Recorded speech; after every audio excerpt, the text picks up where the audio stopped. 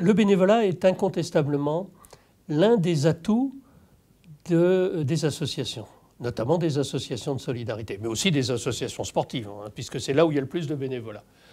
Alors, c'est une ressource un petit peu complexe. D'abord, toutes les formes de bénévolat sont intéressantes pour les associations.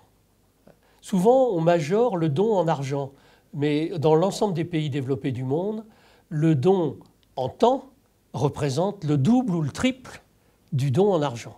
Quand on évalue en termes monétaires ce don en temps, ce bénévolat, c'est la principale ressource autonome des associations. Parfois, on croit que les grandes associations, la Croix-Rouge, l'APF, les orphelins apprentis d'Auteuil, sont des associations qui ont peu de bénévoles. Évidemment, c'est faux. On a eu ce débat dans notre commission de modèles socio-économiques associatifs à l'UNIOPS. Est-ce que le bénévolat d'administration, c'est du bénévolat? Est-ce que le seul bénévolat valable, c'est celui qui est au contact des personnes? Moi, je refuse cette distinction. Il n'y a pas, pour moi, de différence. C'est un don de temps dans les deux cas.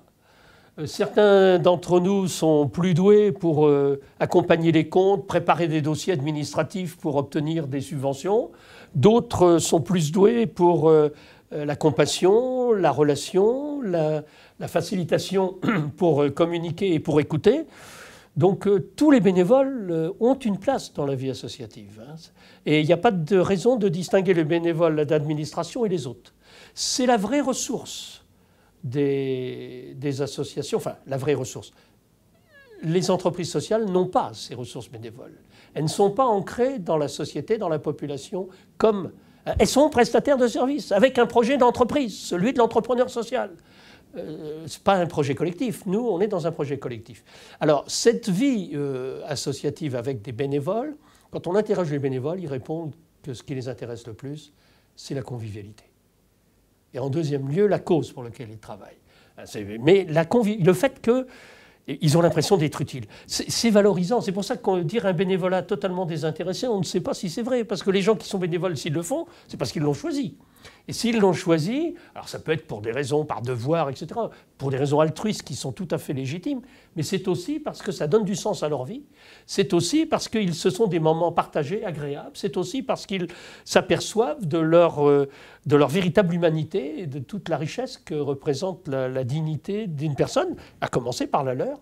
Et donc ce bénévolat-là, il faut l'intégrer. Alors, quand on est dans la lutte pour revendiquer, c'est encore une autre forme de bénévolat.